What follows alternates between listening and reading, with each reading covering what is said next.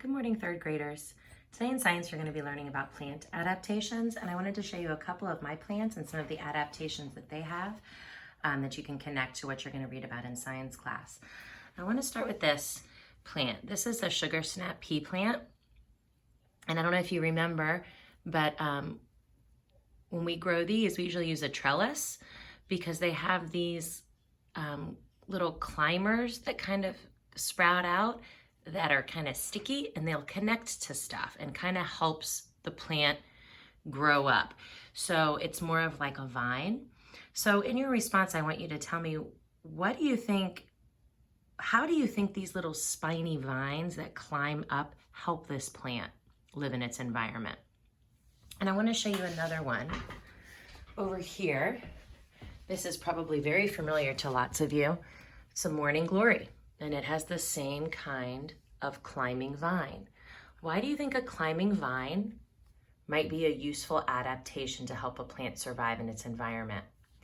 Today, you're also going to be learning about the rainforest and how some of the plants in the rainforest have special adaptations to help them survive. I'm going to come over here and show you my cucumber. Cucumbers grow low to the ground, and they grow in large hills. So you'll have 4 or 5 plants per hill. And the hills allow the plant to retain more moisture. And these large leaves, much like the leaves of the plants in the rainforest, are very large. They require a lot of water in order to grow large like that, but they're broad enough to collect the sun. So those plants that grow low to the ground are able to collect sunlight with their broad leaves. So I'm just kind of panning around and showing you some of the other plants because plants are our focus today. My avocado plant is making a comeback in the back. My lemon tree is going to need to be moved to a larger pot very soon.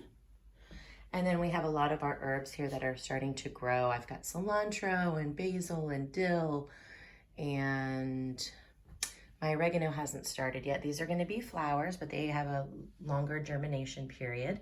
And all of my little sunflowers that I've planted are doing pretty good. These are my green beans, another plant that grows pretty close to the ground. Sometimes you can have a climbing green bean plant, but these are more of the bush variety. And our kale and some other things are doing really well.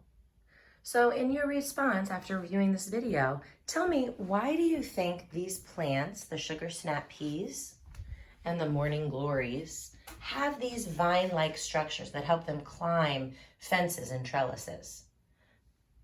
Looking forward to your response.